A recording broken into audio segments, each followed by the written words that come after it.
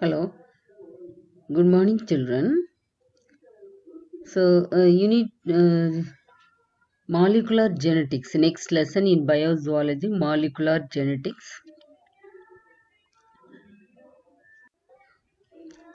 Genes as the functional unit of inheritance. So நம்ம வந்து factor gene எப்படி inherit ஆகுது அப்படியெல்லாம் பார்த்துக்கிட்டே வந்தோமா. இப்போ வந்து ஜீன் தான் வந்து ஒரு பேசிக்காக physical and functional unit of heredity அப்படிங்கிறது தெரிஞ்சு போச்சு இல்லையா. So this was explain by Gregor Mendel in the year 1806. So on those days he never used the term gene. Instead of that he called it factor. அதை என்னன்னு சொன்னாரு, ஃபேக்டர்னு சொன்னார். Danish biologist Wilhelm Johannsen coined the term gene. அதைத்தான் அந்த hereditary functional physical யூனிட்டுக்கு பேர் ஜீனுன்னு அவர் தான் பேர் வச்சாரு, டேர்ம் பண்ணாரு. Danish biologist Wilhelm Johannsen. இப்போ ஒரு சிம்பிள் ஜீனுடைய ஸ்ட்ரக்சர், ஜீன்னா அது எங்கே இருக்குது அப்படின்னு நமக்கு தெரிஞ்சுக்கணும் இல்லையா. அந்த சிம்பிள் ஜீனுடைய ஸ்ட்ரக்சர் வந்து உங்களுக்கு நான் இங்கே கொடுத்துருக்கேன், ஸ்ட்ரக்சரல் மாடல் பார்த்தீங்களா. ஸோ ரெண்டு டெய்ல் கேப் அப்படின்னு ரெண்டு ரீஜன் இருக்கும், நடுவில் வந்து ஒரு மாலிகுலர் பேஸ். இப்போ பின்னாடி அடுத்தடுத்து வர்றதுல நம்ம படிப்போம். ஸோ இதுதான் இப்படி தான் ஒரு ஜீனுடைய மாடல், ஓகேவா. So this is the basic model of gene. It was present inside the chromosome and inside the DNA. DNA உள்ள ஒரு ஜீனுடைய ஸ்ட்ரக்சர் தான் நம்ம இப்படி சொல்லியிருக்கோம், ஓகேவா. So number of genes in each organism is more than the number of chromosome. நமக்கு வந்து 46 chromosome இருக்கலாம், ஆனால் அதில் இருக்கிற நம்பர் ஆஃப் ஜீன்ஸ் வந்து குரோமோசோம் நம்பரை விட அதிகமாக இருக்கும். So several genes are located on the same chromosome. Sometimes நிறைய ஜீன் ஒரே குரோமோசோமில் கூட இருக்கலாம். ஸோ இது இத்தனை குரோமோசோம் இத்தனை ஜீன் தான் இதில் இருக்கும் அப்படின்லாம் கணக்கு கிடையாது. So genes are arrange in a single linear order like beads ஆன ஸ்ட்ரிங். ஒரு ஸ்ட்ரிங்கில் பீட்ஸ் பாசி கோர்த்தா எப்படி இருக்குமோ அதை மாதிரி சிங்கிள் லீனியர் ஆர்டரில் இருக்குது. So it occupies a specific position that is called locus. ஒரு ஜீன் இருக்கிற இடத்தை நம்ம என்னன்னு சொல்லுவோம், locus. So genes may exist in several alternate forms. அதுக்கு பேரு allele. Alternate formனா நம்ம சொன்னோம்ல, இப்போ capital T, small t, tall, dwarf, alternate allele forms. So genes may undergo sudden change in position and composition called mutation. Suppose அந்த gene இருக்கிற பொசிஷனோ அதோடைய chemical composition மாறிச்சுன்னா அதுக்கு பேரு mutation. So genes are capable of self duplication. So producing their own copies. தானே தன்னுடைய காப்பியை வந்து உருவாக்கிக்கிறோம்.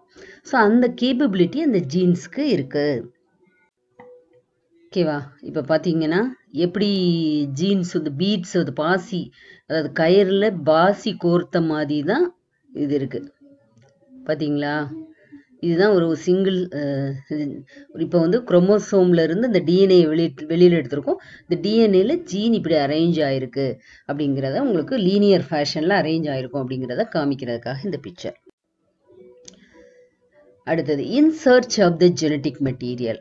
So இப்போ டிஎன்ஏ அல்லது ஜீன் தான் ஜெனட்டிக் மெட்டீரியலா இல்லையா அப்படிங்கிறத ப்ரூவ் பண்ணுறதுக்கு சில எக்ஸ்பெரிமெண்ட்ஸ் இருக்குது. Swiss physician isolated a substance from the cell nuclei and called it is an nuclein அப்படின்னு அவர் பண்ணார். renamed as nucleic acid by Altman and is now known as DNA. சரியா, நியூக்ளியிலிருந்து இதை செப்பரேட் பண்ணாரு ஒரு ஸ்விஸ் ஃபிசிஷியன். அதுக்கப்புறம் அதுக்கு பேர் வச்சது, நியூக்ளிக் ஆசிட் பேர் வச்சது ஆல்ட்மேன்.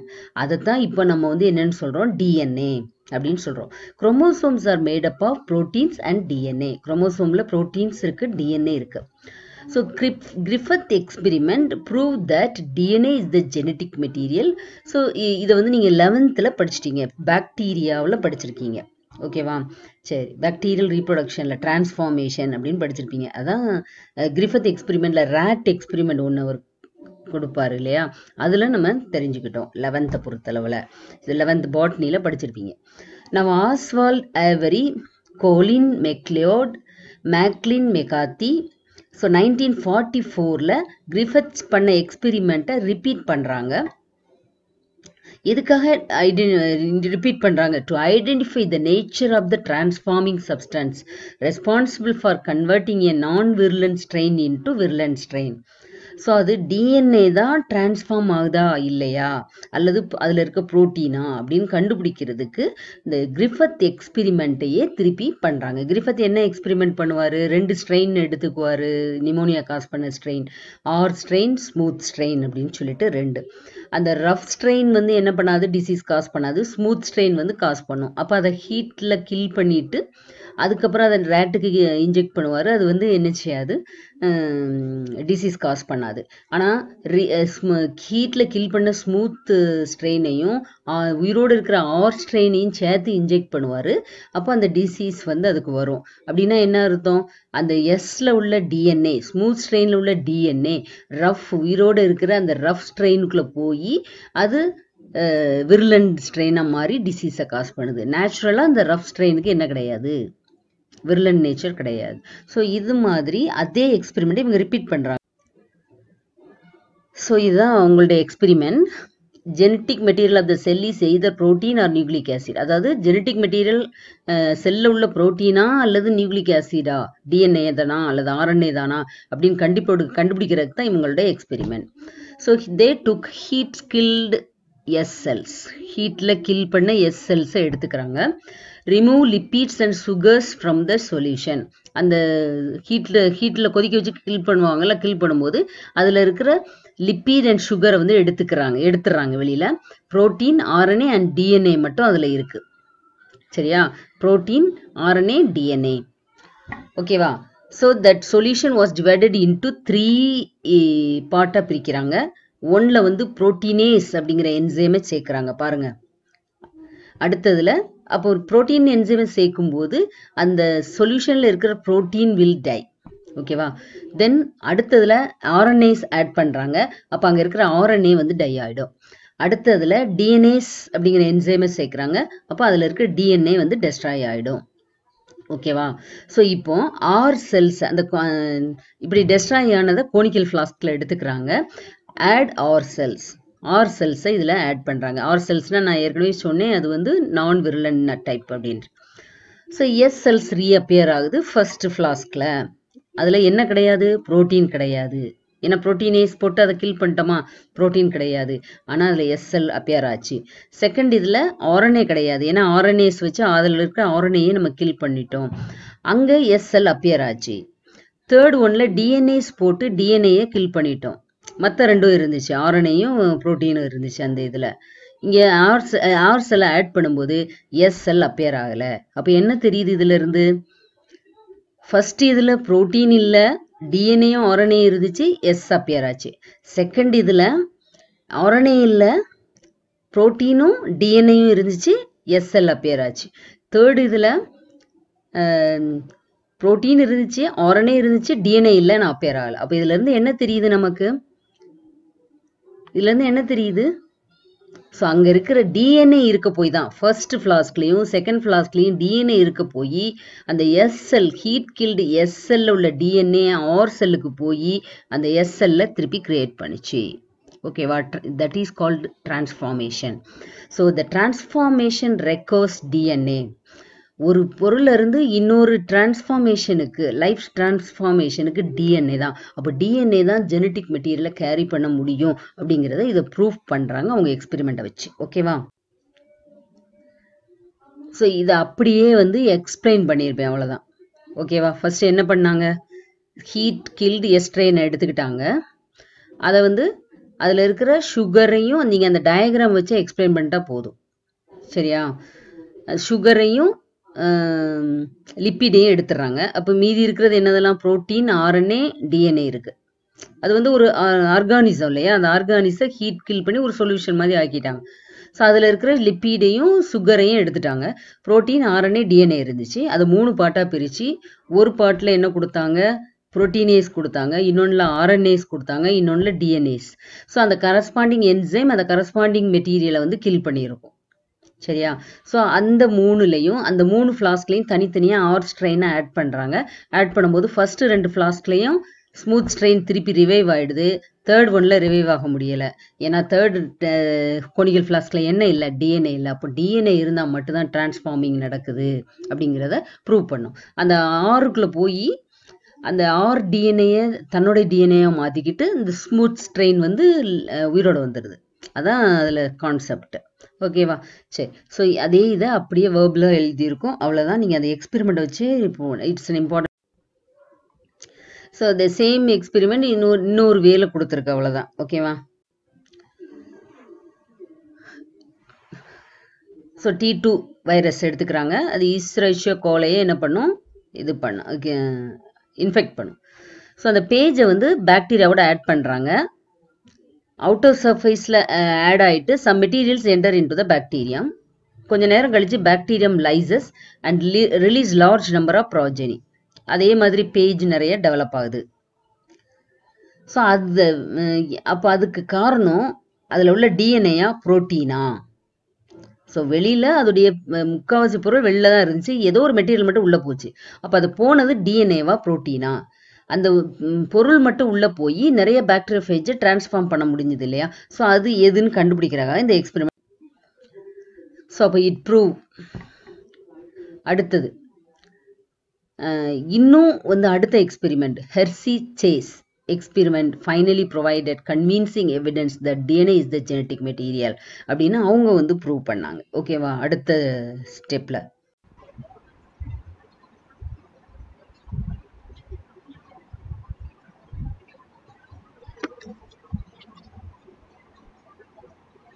ஸோ 2 பேட்சை எடுத்திருக்கோம். பேட்ச் 1 வந்து pages grown with radioactive sulfur-ஓட க்ரோ பண்ணுறோம். Batch 2 pages grown with radioactive phosphorus-ஓட கல்ச்சர் பண்ணுறோம். ஓகேவா? சரி. ஸோ இப்போ அந்த 35S வளர்த்ததை ரேடியோஆக்டிவ் புரோட்டீன், அது எஸ் புரோட்டீனில் அது வந்து லேபிள் ஆகிட்டு இருக்கு. ஓகேவா? அதை ஒரு ஈகோலையில் இன்ஃபெக்ட் பண்ண வைக்கிறாங்க. அதே மாதிரி P32 க்ரோ பண்ணதுலேயும் என்ன செய்கிறாங்க, ஒரு ஈகோலையில் வைக்கிறாங்க. ஓகேவா? ஸோ அப்போ இன்ஃபெக்ட் பண்ண பிறகு அந்த இதை வந்து என்ன பண்ணுவாங்கன்னா பிளெண்டரில் வச்சு பிளெண்ட் பண்ணுவாங்க, சென்ட்ரிஃபியூஜ் பண்ணுவாங்க. அப்போ சென்ட்ரிஃபியூஜ் பண்ணும்போது என்ன நடக்குது பாருங்க, மேலே எஸ் சல்ஃபரில் உள்ளதுலே டிஎன்ஏ இருக்கு, ஆனால் புரோட்டீன் வந்து வெளியில தான் நிற்கிது. அதாவது லேபிள்டு ரேடியோஆக்டிவ் லேபிள்டு புரோட்டீன் வெளியில தான் இருக்கு, அதில் இருக்கிற டிஎன்ஏ தான் உள்ளே போயிருக்கு. அடுத்து கீழே உள்ளதில் பாருங்க P32ல் டிஎன்ஏ, அதாவது P32 லேபிள்டு டிஎன்ஏ உள்ள என்டர் ஆயிருக்கு. ஓகேவா? ஸோ அப்போ அங்கேயும் பெல்லட்ல டிஎன்ஏ கீழே இருக்குது. அந்த லிக்யூட்ல பார்த்தீங்கன்னா அந்த புரோட்டீன் S35 லேபிள்டு கோட் இருக்கு. இங்கேயும் பெல்லட்ல டிஎன்ஏ இருக்கு, ரேடியோ ஆக்டிவிட்டி பெல்லட் இருக்கு. அங்க வந்து என்ன இருக்கு, வெளியில சூப்பர் நேட்டன்ட்ல புரோட்டீன் இருக்கு. அப்போ இதுல இருந்து என்ன தெரியுது, செல்லுக்குள்ள போறது டிஎன்ஏ தான். DNA only transform and it capability of produce and then another copy and another life அப்படிங்கிறத இதுல இருந்து நமக்கு தெரிஞ்சுக்கிச்சு. ஓகேவா? ஸோ அப்போ the experiment showed that T2 proteins remain outside the host cell during infection while T2 DNA enters the cell. So protein என்னைக்குமே உள்ள போறதுல DNA தான் உள்ள போய் டிரான்ஸ்ஃபார்ம் ஆகுது அப்படிங்கிறது இந்த எக்ஸ்பெரிமெண்ட்ல இருந்து என்ன ஆகுது, ப்ரூவ் ஆகுது. ஓகேவா? ஸோ அதை மேலே 4 ஸ்டெப் கொடுத்துருப்பாங்க.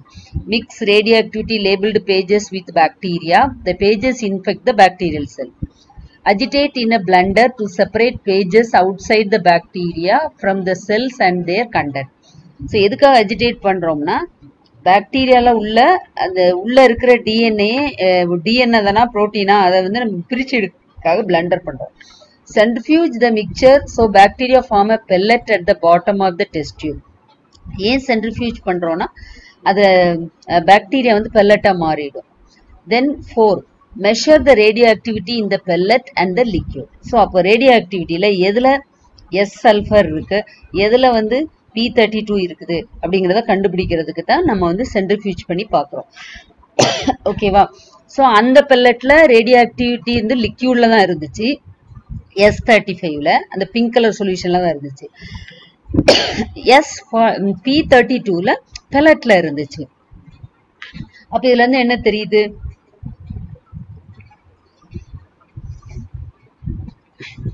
DNA தான் டிரான்ஸ்ஃபார்மேஷன் கேப்பபிலிட்டி உள்ளது. புரோட்டீன் என்னைக்கும் என்ன செய்யாது, உள்ள போகாது அப்படிங்கிறது தெரிஞ்சிச்சு. ஓகேவா? Bring the experiment.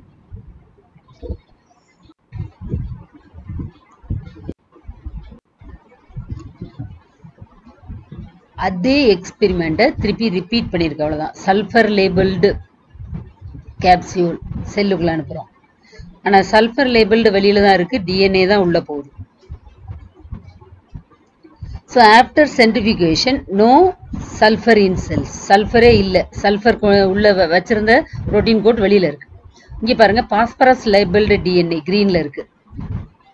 இன்ஃபெக்ஷன் ஆகுது, பிளெண்ட் பண்றோம், சென்ட்ரிஃபியூஜ் பண்றோம். ஆஃப்டர் சென்ட்ரிஃபியூகேஷன் பாஸ்பரஸ் எங்க இருக்கு? உள்ள பாஸ்பரஸ் லேபிள் டிஎன்ஏ உள்ள இருக்கு.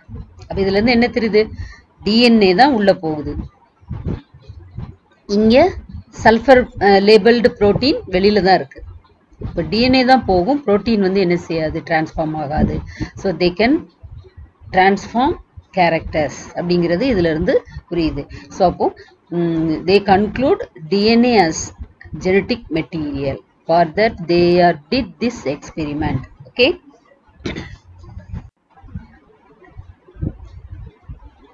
இன்னொரு தடவை அந்த இது நல்லா பண்றதுக்காக உங்களுக்கு திருப்பியுமே கொடுத்துருக்கு, பார்த்துக்கோங்க. S35 labelled phage protein infection பண்ணுது, பிளெண்ட் பண்றோம், சென்ட்ரிஃபியூஜ் பண்றோம். S35 labelled phage protein found in the supernatant. சூப்பர் நேட்டன்ல தான் இருந்துச்சு, பெல்லட்ல இல்லை. பெல்லட்ல டிஎன்ஏ தான் இருந்துச்சு.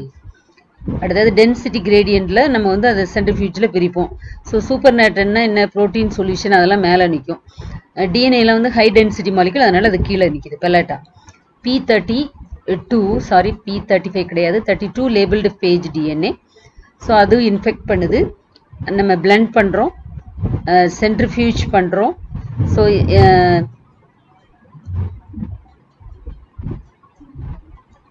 ஸோ இது வந்து wrongly given the observation. P35 labeled 1 எங்க இருந்துச்சு? பெல்லட்ல இருந்துச்சு, found in the pellet. இது வந்து S35 னு தெரியாம கொடுத்திருக்காங்க, not S35, P32. ஓகேவா? இதான் ஹெர்சி அண்ட் சேஸ் எக்ஸ்பெரிமெண்ட். ஓகேவா?